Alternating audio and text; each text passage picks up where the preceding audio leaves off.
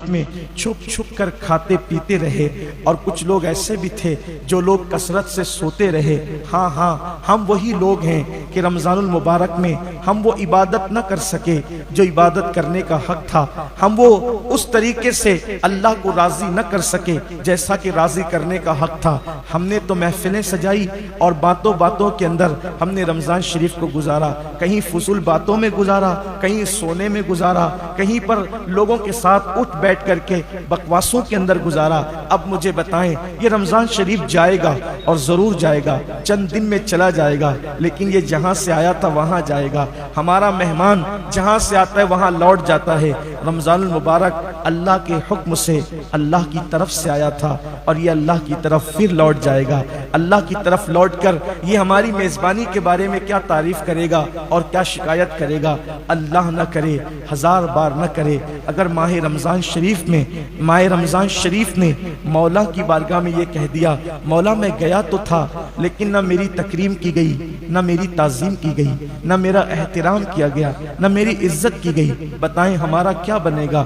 بلکہ میرے آقا صلی اللہ علیہ وآلہ وسلم کے فرمان کا مفہوم ہے کہ جس کے خلاف ماہ رمضان شریف گواہی دے گا کہ اس نے میری عزت اور تکریم نہیں کی، مجھ میں عبادت نہیں کی، میرا حق نہ جانا، تو اللہ تبارک و تعالی اس کے حق میں کسی کی بھی سفارش کو قبول نہیں فرمائے گا۔ جس کی شکایت رمضان المبارک کرے گا، اللہ تبارک و تعالی، اللہ اکبر، اس شخص کے حق میں کسی کی سفارش کو قبول نہیں فرمائے گا۔ اور کہاں جائے گا؟ جس کی مخالفت میں ماہ رمضان المبارک کھڑا ہو، جس کی مخالفت میں اللہ کا قرآن کھڑا ہو، پھر اس کے لیے جو ہے وہ رحمت کے دروازے بند کیے جاتے ہیں۔ ہاں مسلمانوں، یہ وہی تو مہینہ ہے جس میں رحمتوں کے دروازے کھل دیے جاتے ہیں، یہ وہی تو مہینہ ہے جس کے لیے جنت کے بالا خانوں کو سجایا جاتا ہے، یہ وہی تو مہینہ ہے جس میں روزہ رکھنے والوں کے لیے قرآن بہشت یوں دعا کرتی ہے کہ اللہ مجھے ان کا شوہر بنا جو رمضان المبارک کے اندر پیاسے رہتے ہیں اور تیری عبادت کرتے ہیں۔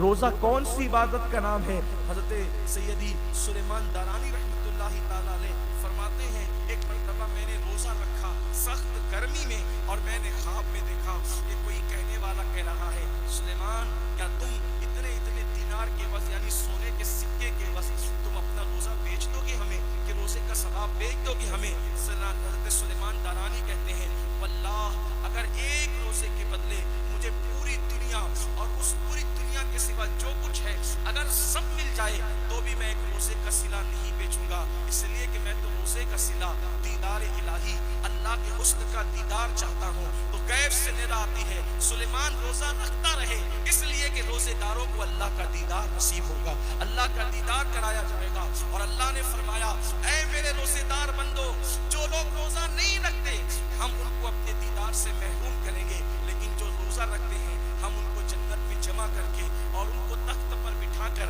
ان کی کمر کے نیچے تکیے دے کر کے پھر اپنے حسن سے پردے ہٹائیں گے، نقاب ہٹائیں گے، اور اس کے بعد ان کو اپنا دیدار نصیب کریں گے۔ اللہ اکبر، ایسے دیکھیں گے لوگ جیسے عید کا چاند آسمانوں میں دیکھتے ہیں، ویسے اپنے اللہ کا بلا تفصیل اپنے رب کا دیدار کریں گے۔ وہ روزے داروں کے لیے خاص ہے، اللہ روزے داروں کو اس کا دیدار نصیب فرمائے گا۔ اللہ نے فرمایا، ہر عبادت کا صلہ نیکی ہے، لیکن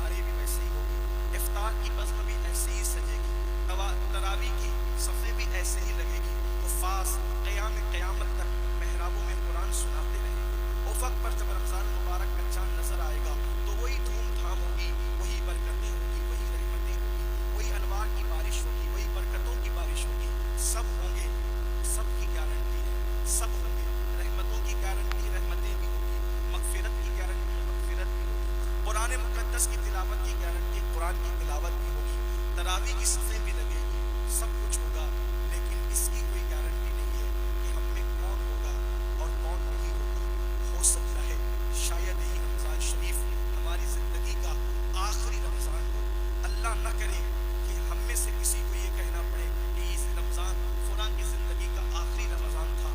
اللہ کرے رمضان شریف ہمیں زندگی میں بار بار اللہ دکھائے، ہر بار اللہ دکھائے، ہمیشہ اللہ دکھائے، لیکن کچھ کر تو نہ سکے۔ اب چند دن بچے ہوئے ہیں، کچھ نہ کر سکے، اس لیے کہ کرنے والوں نے بہت کیا۔ صحابہ کرام تو رمضان شریف میں بستر کو لپیٹ دیتے تھے، سونا نہیں ہے، اور رمضان شریف میں ہمارے لیے سونے کا موسم تھا، ہم تو سوتے ہی نہیں۔ ہم نے کیا افطار کے وقت میں دعائیں کرنے کی بجائے ہم تو موبائل پر واٹس ایپ چیک کرتے، چیٹنگ کرتے رہے۔ ہم نے کیا کیا؟ صحابہ کرام سب کچھ کرتے تھے، اس کے باوجود بھی جب رمضان شریف جاتا تھا تو کہتے تھے مولا جو کرنا تھا وہ نہ کر سکے، اس لیے ہماری مغفرت فرما دے، ہمیں معاف فرما دے۔ وہ اللہ سے معافیت طلب کرتے تھے، رب کی بارگاہ میں توبہ استغفار کرتے تھے۔ کہا جاتا ہے آج اللہ نے عمل کا موقع دیا ہے تو عمل کی اہمیت ہمارے سامنے نہیں ہے۔ ایک دن جب قبر کی کالی کوٹری میں چلے جائیں گے، اس دن عمل کی اہمیت پتہ چلے گی، لیکن اس وقت عمل کی اجازت نہ ہوگی، ہم کچھ نہ کر سکیں گے۔ موت کے بعد عمل منقطع ہو جاتے ہیں۔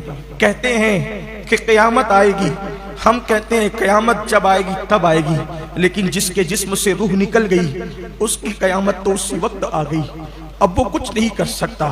اور سن لو رمضان شریف میں غفلت کرنے والوں، رمضان شریف میں روزے کا حق ادا نہ کرنے والوں، رمضان شریف میں گناہ کرنے والوں، میرے آقا نے فرمایا کہ جس نے رمضان شریف پایا اور اپنی مغفرت نہ کروائی، یعنی رمضان شریف پا کر ایسی کوشش نہ کی، ایسی کاوش نہ کی، اللہ کے یہاں گڑ گڑایا نہیں، نہ توبہ کی، نہ استغفار کیا، رمضان شریف میں بھی اپنی مغفرت نہ کروا سکا۔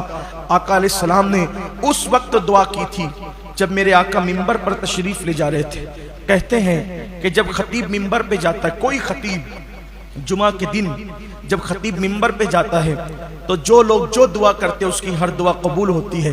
ایک دن میرے آقا جمعہ پڑھانے کے لیے جب منبر پہ تشریف لے جانے لگے تو پہلے زینے پہ قدم رکھا اور فرمایا آمین، پھر دوسرے زینے پہ قدم رکھا اور پھر فرمایا آمین، پھر تیسرے زینے پہ قدم رکھا اور پھر فرمایا آمین۔ آقا آمین کہہ رہے ہیں، کوئی دعا کرنے والا نظر نہیں آتا، سید العالمین آمین کہہ رہے ہیں۔ کسی نے دعا کی ہوگی تبھی تو آمین کہی جا رہی ہے، حضور یوں ہی تو آمین نہیں کہتے۔ جب خطبہ ہوا، نماز ہوئی، صحابہ نے عرض کی آقا ہمارے ماں باپ آپ پہ قربان، ہم نے سنا کہ آپ نے 3 بار آمین کہی، کوئی دعا کرنے والا دکھا نہیں۔ آقا فرماتے میرے صحابہ جبریل امین آئے تھے، سید الملائکہ آئے تھے، اور میں منبر پہ چڑھ رہا تھا اور وہ دعا کر رہے تھے۔ آقا کیا دعا کی انہوں نے؟ آقا نے فرمایا جب دعا انہوں نے کی تو میں نے آمین کہہ دیا۔ یعنی سید الایام ہے، جمعہ کا دن ہے، سید الایام جمعہ کا دن، سید الملائکہ کی دعا اور سید العالمین کی آمین۔ کیا کوئی بدبخت یہ کہہ سکتا ہے؟ کسی میں جرأت ہے کہ وہ وقت کی دعا قبول نہ ہوئی ہوگی؟ میرے اور آپ جیسا گنہگار منبر پر خطیب کے چڑھتے وقت دعا کرے تو اس کی دعا کی قبولیت کی گارنٹی دی گئی۔ جب جبریل دعا کرے اور حضور آمین کہیں تو کون انکار کرے؟